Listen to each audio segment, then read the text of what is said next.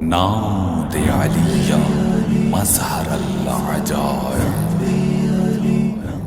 رہی ورد زبان شیعہ ناد علی، بڑے مشکل تو کہہ دو مدد یا علی، یا علی یا علی المدد یا علی، یا علی یا علی المدد یا علی۔ علی کے نام سے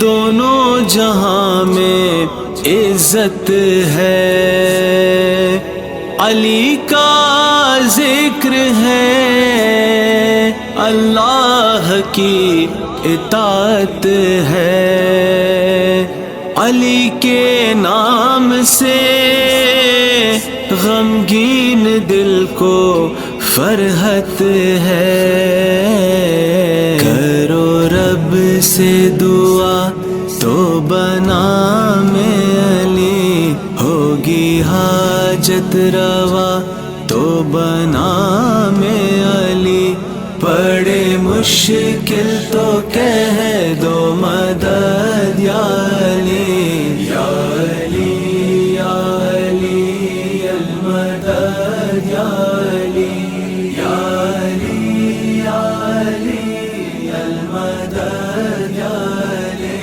رہی ورد زبان شیعہ ناد علی، بڑے مشکل تو کہہ دو مدد یا علی۔ نماز شب میں جو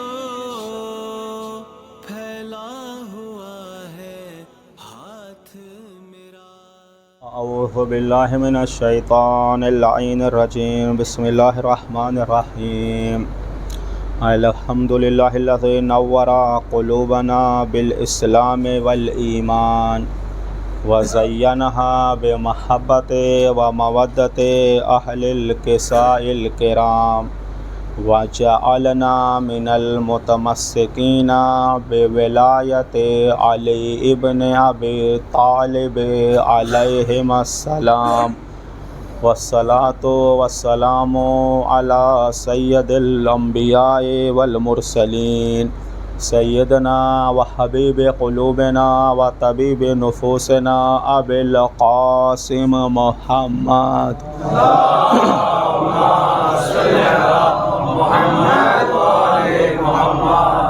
وآلہ الطیبین الطاہرین المعصومین المظلومین، ولعنۃ اللہ علی اعدائہم اجمعین من یومنا ھذا الی قیام یوم الدین، اما بعد، کما ورد فی الروایات المأثورہ الدعاء سلاح المؤمن، صلوات علی محمد و علی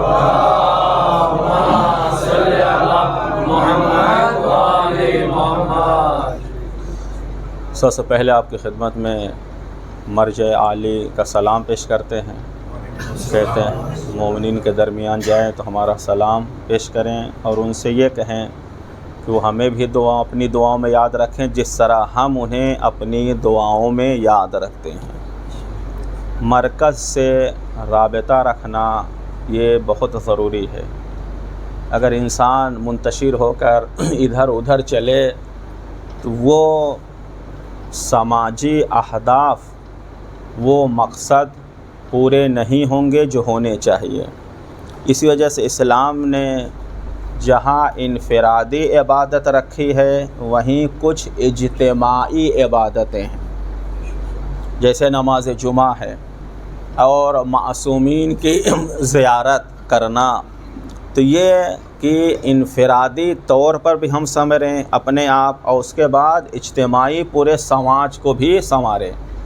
جب ایک ایک نوجوان اس طریقے سے زندگی گزارے گا جیسے اس کے رہبر اسلام قرآن چاہتا ہے، تو پورا مجتمع، پورا معاشرہ، پورا سماج جنت کا نمونہ زمین پر بن جائے گا۔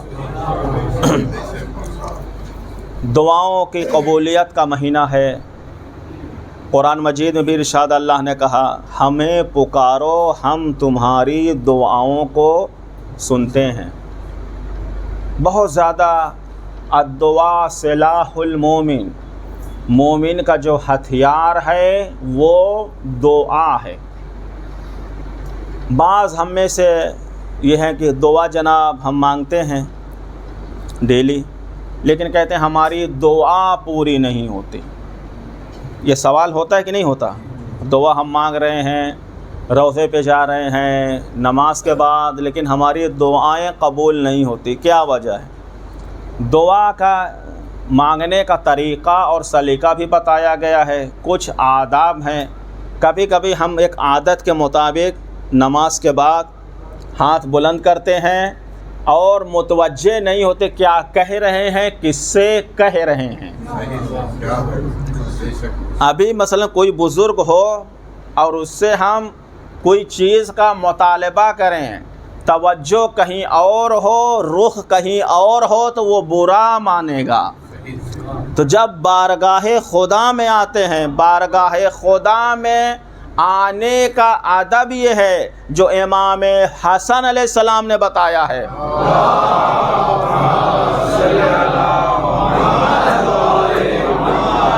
دوسرے معصومین نے بتایا جب آپ وضو کے لیے پانی آتا تھا تو بدن جو ہے زرد ہو جاتا تھا، لرزہ طاری ہوتا تھا۔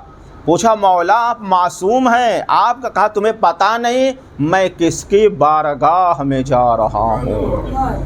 یہ ایک امام کا جب یہ ادب ہے، ہم نے اٹھایا ہاتھ اٹھایا دعا کچھ چیزیں کہیں بغیر توجہ بغیر سلیقے کے تو ایسی دعا رد کر دی جاتی ہے، پوری نہیں ہوتی۔ دعا کے آداب ہیں، دل سے جتنی بڑی چیز آپ اسی دنیا میں کسی پی ایم سی ایم سے کوئی میٹنگ ہو اور کوئی خاص پروجیکٹ آپ کو پاس کرانا ہو تو کتنے زیادہ جو ہے آپ منصوبے تیار کرتے ہیں، کون سا گفٹ لے کر جائیں، کیسا ہدیہ ہو، کسے ساتھ لے کر جائیں تاکہ ہماری بات مان لی جائے۔ تو جو قادر مطلق ہے، پوری کائنات کو چلانے والا ہے، جو نہ ہم سے ہدیے کا مطالبہ کرتا ہے، نہ گفٹ کا مطالبہ کرتا ہے، نہ سورس لگانے کی ضرورت ہوتی ہے، کہتا ہے بندے بن کر آ جاؤ، اتنا نواز دیں گے کہ یہاں بھی فائدہ اٹھاؤ گے وہاں بھی فائدہ اٹھاؤ گے۔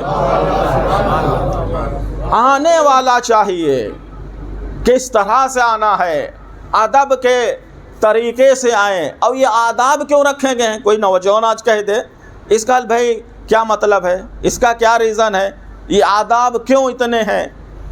یہ ادب یہ ہے ہماری بھلائی کے لیے۔ دیکھیں نعمتیں ملنا آسان ہے، نعمتیں کو باقی رکھنا یہ اہم ہے۔ کسی کے خاندان میں نہ کبھی دولت رہی ہے نہ کبھی بادشاہت رہی ہے، اسی وجہ سے عربی میں کہا گیا ہے لو دامت لما وصلت الیک، اگر بادشاہت یہ میراث ہوتی تو تم تک نہ پہنچتی۔ اس کا مطلب ہے یہ چیز رہنے والی نہیں ہے۔ رہے گی کیسے؟ رہے گی جب اس کا شکر ادا کریں۔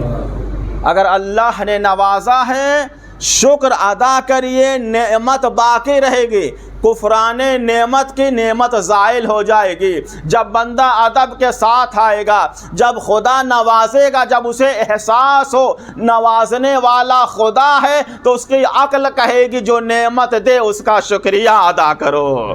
شکریہ ادا کرنے کا طریقہ کبھی نماز پڑھ کر ہے، کبھی روزہ رکھ کر ہوگا۔ یہ شکریہ ہے اصل میں، جو نعمت دے اس کا شکریہ ادا کرنا واجب ہے۔ ایک یہ چیز ہے ادب کا خیال ہونا چاہیے۔ دوسرا مسئلہ ہے ہم سوچتے ہیں کسی چیز کو ہم نے طلب کیا خدا سے، خدا کے ہاں دینے سے کمی نہیں ہے۔ یہ خزانہ دنیا اور خزانہ خدا میں فرق ہے۔ یہاں جتنا آپ دیں گے کم ہوگا، وہاں جتنا دے گا کوئی کمی نہیں ہے، تو اس کے ہاں کمی نہیں ہے۔ اور دعا یہاں آفس ہوتی ہے، آپ کہیں جائیں کسی بھی ڈپارٹ میں جائیں، ایک ٹائم ہے، خدا کا آفس کیا ہے؟ اینی ٹائم کھلا ہوا ہے. 10 بجے رات میں آ جاؤ، 11 بجے رات میں آ جاؤ، 3 بجے رات میں آ جاؤ، 4 بجے رات، جتنی تنہائی میں آؤ گے اتنا ہی لطف ہوگا. دعا کا طریقہ اینی ٹائم کھلا ہوا ہے. توبہ کر لو، مغفرت کرا لو، گناہوں کو بخشوا لو. اینی ٹائم جو آفس کھلتا ہے وہ خداوند عالم کا آفس ہے. ہمیں چاہیے کہ ہم جائیں. ایک چیز خیال کیجئے گا، ہم یہ سمجھتے ہیں کوئی چیز ہم نے دعا مانگی تو دعا وہ پورے حلوے کی طرح پکی پکائی آ جائے تب ہم سمجھتے ہیں یہ دعا قبول ہوئی. یہ بہت بڑا جو ہے اشتباہ ہے. اگر آپ کسی چیز کے لیے بار بار دعا مانگ رہے ہیں، کوئی اچھا آئیڈیا خدا نے آپ کے ذہن میں ڈال دیا، وہ پروجیکٹ جو ہے تمام ہو گیا، یہ دعا قبول ہو گئی. اچھے آئیڈیاز کا آنا، اچھے پلاننگ کا آنا، آپ خدا سے دعا کر، یعنی آپ کی دعا قبول ہو گئی. ہمیں سجدہ شکر کرنا چاہیے. یہ ہم خیال نہیں کرتے. اچھی چیزیں آتی ہیں، یہ بھی ایک دعا کے قبول ہونے کی چیز ہے. اور دعا واجب ہے عقلی طور پر بھی اور شرعی طور پر بھی. علامہ ابن فہد حلی نے مستقل کتاب لکھی ہے موضوع دعا پر، جن کی قبر کربلا معلیٰ میں ہے. جب آپ باب القبلہ سے اور آگے آئیں گے تو وہاں آپ کی قبر ہے. مرجع وقت تھے، انہوں نے اپنے دعا موضوع پر پورے لکھ، اس میں ثابت کیا ہے کہ دعا یعنی پکارنا خدا کو، خدا سے مانگنا، یہ ہمارے عقل کے بھی نزدیک واجب ہے اور شریعت میں بھی واجب ہے. عقل کے نزدیک کیسے واجب ہے؟ سمجھیں اس کو. عقل کے نزدیک کیسے واجب ہے؟ ہم کیا ہیں؟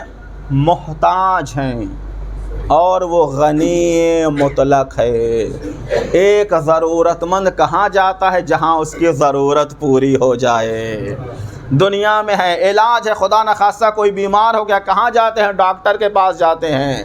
گھر بنانا ہے تو انجینئر کے پاس جائیں گے، مٹیریل کی تیاری کریں گے.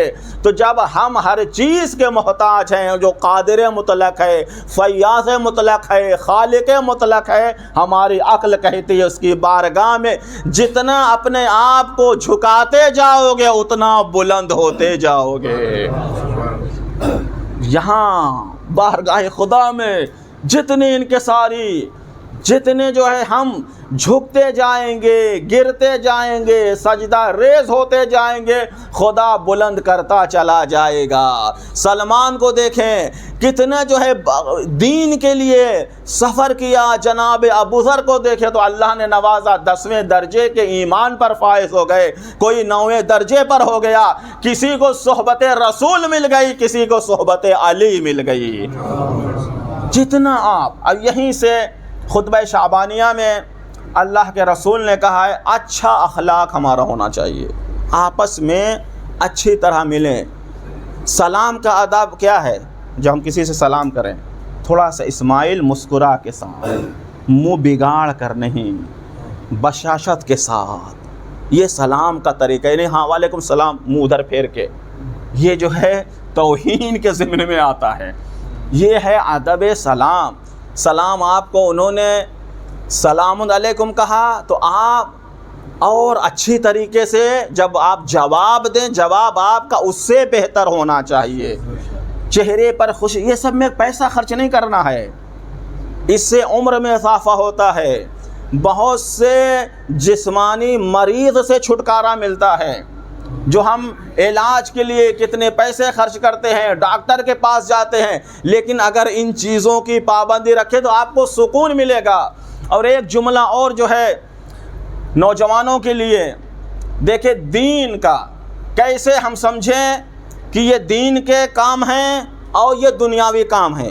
جس کام سے آپ کی روح کو، عقل کو سکون ملے اور اس کے کرنے پر پچھتاوا نہ ہو، وہ دین کا کام ہے.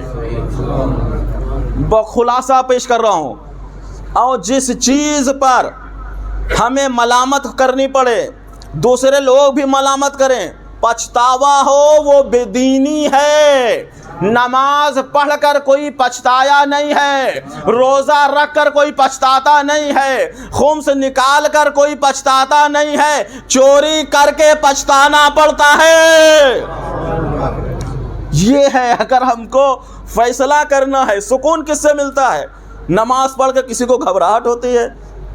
تو جب فروع دین پر عمل کر کے ہم پچھتاتے نہیں بلکہ سکون ہوتا ہے کہ ہم سے کوئی واجب چھوٹا نہیں، اور اگر کوئی گناہ نہ ہوا تو خدا کا شکر ہے ہم اس گناہ میں نہ پڑے، پھر اصول دین پر عمل کر کے کیسے پچھتا سکتے ہیں؟ خدا کی توحید کا اعلان کر کے کیسے پچھتا سکتے ہیں؟ نبی کی نبوت پر ایمان لا کر کیسے پچھتا سکتے ہیں؟ علی کی ولایت پر ایمان لا کر کیسے پچھتا سکتے ہیں؟ چیلنج ہے پوری دنیا سے، لے آؤ کسی ایسے شخص کو جو علی ابن ابی طالب کی ولایت و امامت پر ایمان لا کر پچھتایا ہو۔ لیکن اسی قرآن نے کہہ دیا کچھ لوگ ہیں جو کہیں گے کاش میں تراب ہوتا، کیونکہ ابو تراب کو چھوڑ دیا، تو جب روز حشر اپنے اعمال کو دیکھیں گے کاش ہم خاک ہوتے، مٹی ہوتے، انسان نہ ہوتے۔ وہاں پر کچھ لوگ ہیں پچھتائیں گے۔ کیوں پچھتائیں گے؟ دنیا پرستی میں زندگی گزار دی، دنیا کی نعمتیں، دنیا کے زرق و برق میں اپنے آپ کو مصروف رکھا۔ چند برس کی عمر ہے، جب یہ دن آتا ہے، ڈیلی جو صبح ہوتی ہے، روایات میں ہے، وہ ہم سے کیا کہتا ہے؟ اے بنی آدم، اے اولاد آدم، میں نیا روز تم سے آج تمہارے پاس آیا ہوں، میری جھولیوں میں اپنے اعمال کے خزانے سے بھر دو۔ دیکھو آج کے بعد ہماری تمہاری ملاقات نہیں ہوگی۔ ہے کسی کا وقت واپس آیا ہو؟ نہیں ہے۔ اور کل روز حشر و نشر جب حساب و کتاب کا معاملہ ہوگا، اگر تم نے ہمارے دامن میں اچھائیاں بھری ہوگی تو ہم گواہی دیں گے، اگر برائیاں کی ہوگی تو ہم تمہارے خلاف گواہی دیں گے۔ یہ جسے ہم اپنا ہاتھ سمجھتے ہیں، جس سے سوچتے ہیں اس پر ہمارا اختیار ہے، اس وقت انسان کیا کرے گا جب اس کے جسم کا ہر پارٹ اس کے خلاف گواہی دے گا؟ پالنے والے تو نے اسے ہاتھ دیا تھا تاکہ اس سے نیکی کرے، لیکن اس سے برائی کی ہے، یہ شکوہ کرے گا۔ ہمارا ہاتھ، ہماری آنکھیں، ہمارے کان یہ شکوہ کریں گے۔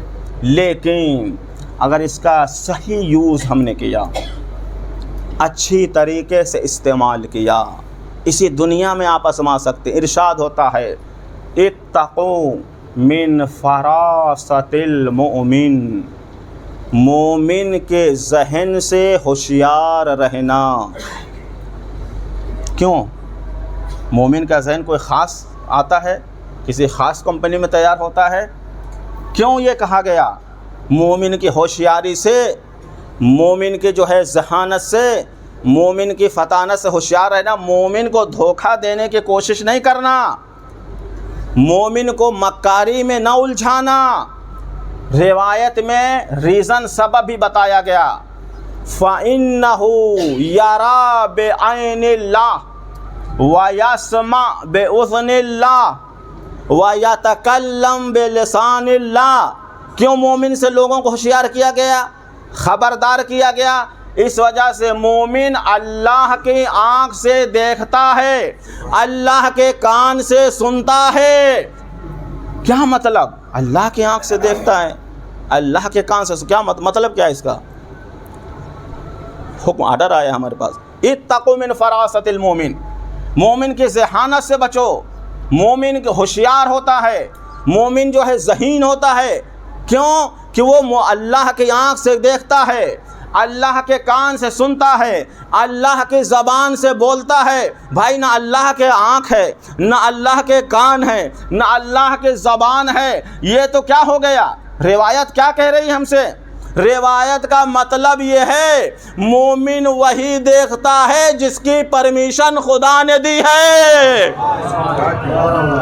سنتا وہی ہے جس کی پرمیشن ادھر سے مل چکی ہے، بولتا وہی ہے جس میں خوشنودی خدا ہو۔ اگر مومن اس حیثیت پر ہو، یہ پابند ہو، تو ہوشیار کیا گیا ہے زمانے کو مومن کے ذہانت سے بچو۔ جب ایک مومن اگر وہی دیکھے جو خدا کے طرف سے پرمیشن ملا ہے جس چیز کا، یعنی محرمات جو حرام چیزیں ہیں اس پر نظر نہ کرے، جن کا سننا حرام ہے اس کو نہ سنے، جس پر بولنا جیسے غیبت، کسی کی توہین کرنا حرام ہے، وہ اپنے زبان پر الفاظ نہ لائے، تو اس کی حیثیت یہ ہوتی ہے۔ تو خود اگر امیر المومنین کے لیے کہا جائے عین اللہ، اذن اللہ، وجہ اللہ، لبیک یا حسین، لبیک یا حسین، لبیک یا حسین، لبیک یا حسین، لبیک یا عباس، لبیک یا عباس، لبیک یا عباس، لبیک یا عباس، آدھے بلند سلوات، اللہم صلی علی محمد۔ یہ کہا جائے تعجب کیا ہے جب مومن کی ایک یہ حیثیت ہو جاتی ہے کہ وہ اللہ کی آنکھ سے دیکھتا ہے، اللہ کے کان سے، خود کل ایمان جو ہو امیر المومنین ان کا لقب ہو عین اللہ، وجہ اللہ، لسان اللہ، اس میں تعجب کی کیا بات ہے؟ تو یہی وجہ ہے، آپ دیکھیں چونکہ مجلس کا بھی عنوان ہے چند جملے مصائب کے، کربلا میں آپ دیکھیے ایک طرف بھوک ہے، پیاس ہے، تھوڑے مختصر سے لوگ ہیں، ادھر کھانے پینے کی فراوانی ہے، پانی ہے، لشکر ہے، ہزاروں کے سپاہی، ہزاروں کی تعداد میں سپاہی ہیں، لیکن انہیں ڈر خوف کس بات کا ہے؟ کیوں گھبرائے ہوئے ہیں؟ ادھر تیاری آپ دیکھ رہے ہیں، دعا کیا ہوتی ہے؟ ایک ماں کی دعا کیا ہوتی ہے؟ ہمیشہ دعا یہی دیتی ہے بچہ پروان چڑھے، بچہ جو ہے خوش رہے، لیکن اللہ اکبر، کربلا کی مائیں ان کی دعا یہی ہے پالنے والے، فرزند زہرا پر میرا بچہ قربان ہو جائے، یہ دعا مانگ رہی ہیں۔ یہ فطرت میں اتنی تبدیلی کیسے آئی؟ دعا یہ ہے۔ جناب ام لیلہ جب جناب علی اکبر میدان کارزار میں آئے، کس طرح سے رخصت ہوئے، پورا مصائب آپ سنتے رہتے ہیں، بس چند جملے مجھے حکم ہوا ہے مصائب پڑھنے کے۔ جب جناب علی اکبر دوبارہ گئے ہیں بابا کے پاس سے آنے سے، پانی کے لیے کہا ہے، امام کے پاس پانی نہیں، اللہ اکبر، ساقی کوثر کے لال کے پاس اپنے جوان بیٹے کو پانی پلانے کے لیے پانی نہیں، اپنی زبان جو ہے بیٹے کے دہن میں رکھ دی، کہا بابا جان آپ کی زبان تو مجھ سے بھی زیادہ خشک ہے، اب آئے ہیں جناب علی اکبر کے مقابلے میں جو پہلوان آیا ہے، تازہ دم ہے، مشہور ہے۔ جب جناب ام لیلہ کو یہ منظر پتا چلا، کیا دیکھا کہ فرزند رسول کے چہرے میں تبدیلی ہے، پوچھوایا آقا کیا ہوا؟ کہا ام لیلہ میں نے نانا سے سنا ہے ماں کی دعا بیٹے کے حق میں قبول ہوتی ہے، ارے میرا بچہ بھوکا پیاسا ہے، ایک جو ہے نامی گرامی پہلوان آیا ہے، اللہ اکبر۔ جناب ام لیلہ نے دست دعا بلند کیے، یا راد اسماعیل الا ابراہیم، یا راد یوسف الا یعقوب، اے اسماعیل کو ابراہیم تک پلٹانے والے، اے یوسف کو یعقوب سے ملانے والے، میرے یوسف کو مجھ سے ملا دے۔ اللہ اکبر۔ ابھی یہ دعا ختم نہ ہوئی تھی، جناب علی اکبر آئے ہیں بابا کی خدمت میں، اس کے بعد دوبارہ رخصت ہوئے ہیں۔ کہاں تک لڑتے؟ ظالموں نے چھپ کر وار کیا، ایک آواز بلند ہوئی، یا ابتا علیک من السلام، اے بابا میرا سلام قبول کیجئے۔ روایتوں کے جملے ہیں، امام فرما این علی، این علی، اے میرے بیٹے تم کہاں ہو؟ تمہارے باپ کی آنکھوں سے دکھائی نہیں دے رہا ہے، سہارا دو۔ اے عزیزو جب امام پہنچے ہیں، کیا دیکھا؟ بیٹا زخمی ہے، اور امام پہنچے ہیں، تمام مسائب آپ کے سامنے ہے۔ جوان بیٹے کا لاشا ہے، ضعیف و ناتواں، 57 برس کا ضعیف، 3 روز کی بھوک و پیاس، اتنا غم۔ عجب نہیں بنی ہاشم کے بچوں کو آواز دی ہو، اے بنی ہاشم کے بچوں آؤ حسین کو سہارا دو، جوان کا لاشا ہے، ضعیف و ناتواں باپ ہے۔ اللہ اکبر، انا للہ و انا الیہ راجعون، سیعلم الذین ظلموا ای منقلب ینقلبون۔ بہرحال اس ہماری مختصر سی عبادت کو قبول فرما۔ پالنے والے مغفرت کا مہینہ ہے، دعاؤں کی قبولیت کا مہینہ ہے۔ پالنے والے ہم سب گنہگار ہیں، ہمارے گناہوں کو معاف فرما۔ پالنے والے ہمارے مرحومین جو اس دنیا سے رخصت ہو گئے ہیں، ان کے درجات کو بلند فرما۔ پالنے والے پرآشوب دور چل رہا، اس میں ایمان، ہمارے ایمان و اسلام کی حفاظت فرما۔ پالنے والے ہمارے نوجوانوں کو زیور تعلیم و تربیت سے آراستہ فرما۔ پالنے والے ہمارے نوجوان جو بے روزگار ہیں، انہیں روزی سے نواز۔ ہم میں سے جو مقروض ہیں، ان کے قرض کو ادا فرما۔ جو لا ولد ہیں، انہیں اولاد نرینہ سے نواز۔ جو صاحب اولاد ہیں، ان کے اولاد کو نیکوکار صالح قرار دے۔ پرچم اسلام کو سر بلند عطا فرما، پرچم کفر نفاق کو سر نگوں فرما۔ علماء حقہ کا سایہ ہمارے سروں پر برقرار رکھ۔ یوسف زہرا کے ظہور میں تعجیل فرما۔ ہم سب کو امام کے آوان و انصار میں سے شمار فرما۔